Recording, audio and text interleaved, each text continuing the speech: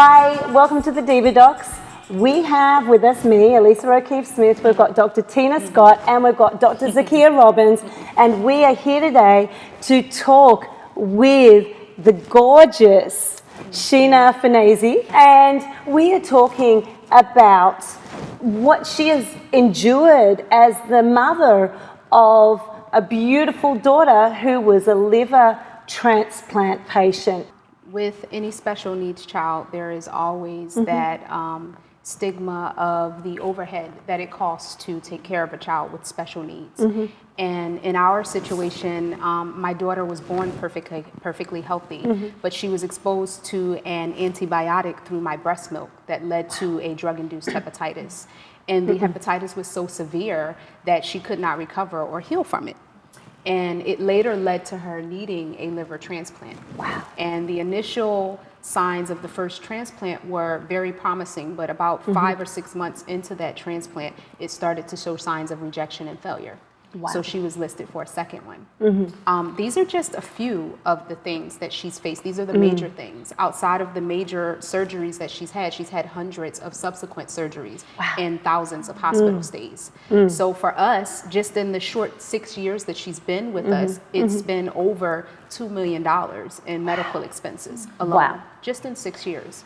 So, you know, with the legal aspect of us pursuing some sort of recovery for her to ensure that she has quality health care and a good quality life outside of her daily struggles, we found that it was very difficult to get the government and its U.S. attorneys to negotiate with us on a playing field that was pretty much equal.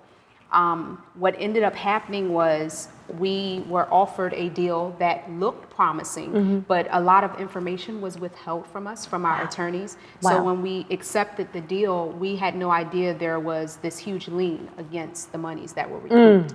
So ultimately what it does is it leaves us with the burden to carry her medical expenses and with the burden to have to live within certain means so that she stays eligible for health insurance. Wow. I have several clients that come to me, and that's one of the reasons why they come, just so they can actually cope and somewhat find a little bit of hope. And what happens is it seems like all their resources are exhausted. You find out what your health care coverage really covers, which is really nothing.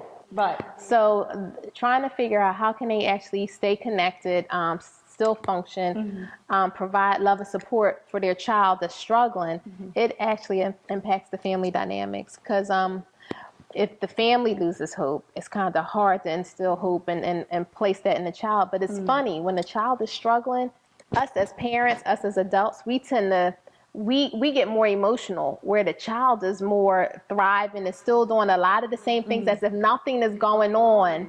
They're still running around, jumping, and we're like, no, don't do that.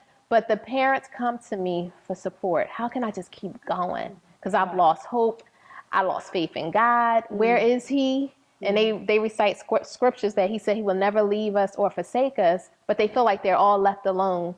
So my job is to be a co-pilot in their journey and trying to provide healing for the child as well as emotional healing for the entire family. Just as a director of a mental health facility, I actually ran into children that not only had autism, but that had other ailments.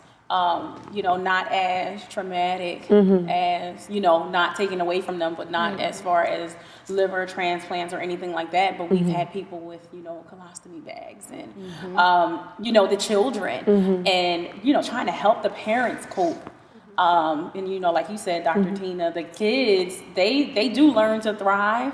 They don't do the "oh, woe is me" thing. It's more or less the parents feeling like they are, I don't even want to say the words less than, but it's like, well, why is this happening to me? How am I going to deal with it? But I actually just had a question for you in terms of, because I am a faculty member, training people to work with physical, developmental, and cognitive delays. How can we, as the helper for you, what is it that you feel like you need for people to understand, for people to do in order to help you and your daughter through this trying, you know, you're going to have it for life, you know.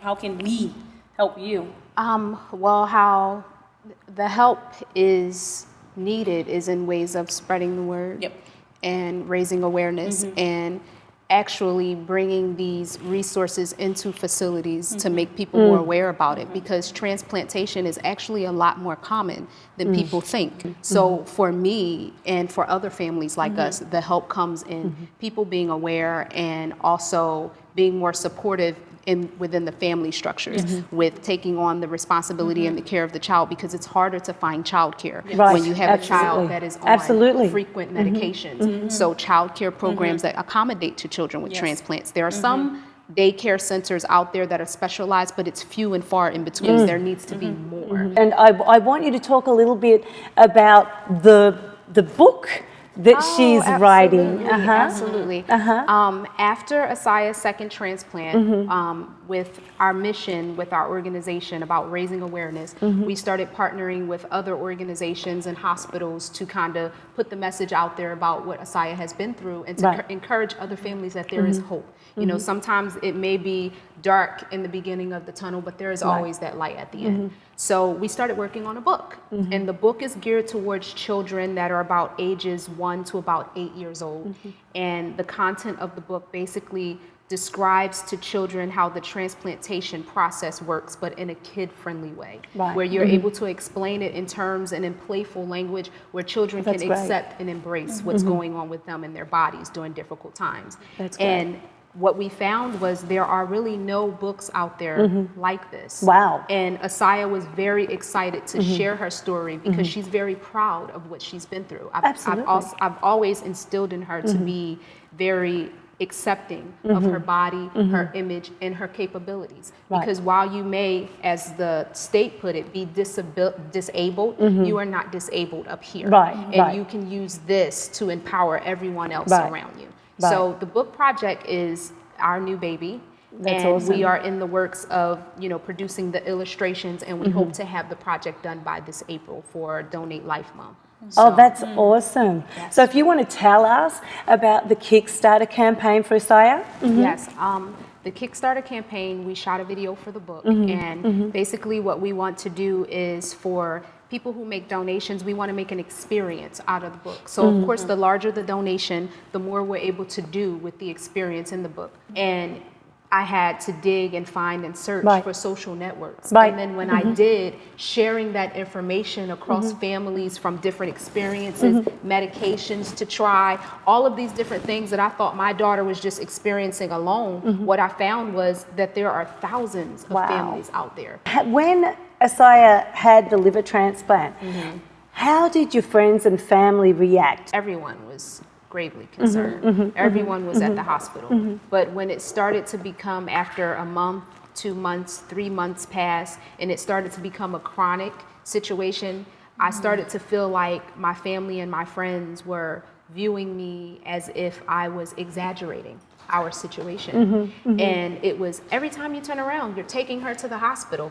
And I'm trying to explain to them or get them to understand that this is a real, true issue. This is not something small. This is what you don't understand is this is life-threatening. Exactly. And at some point, I started to begin to lose friends, and I started to begin to lose support of family members and relatives. And it was a tough journey. But what I did learn through that process was how strong I was.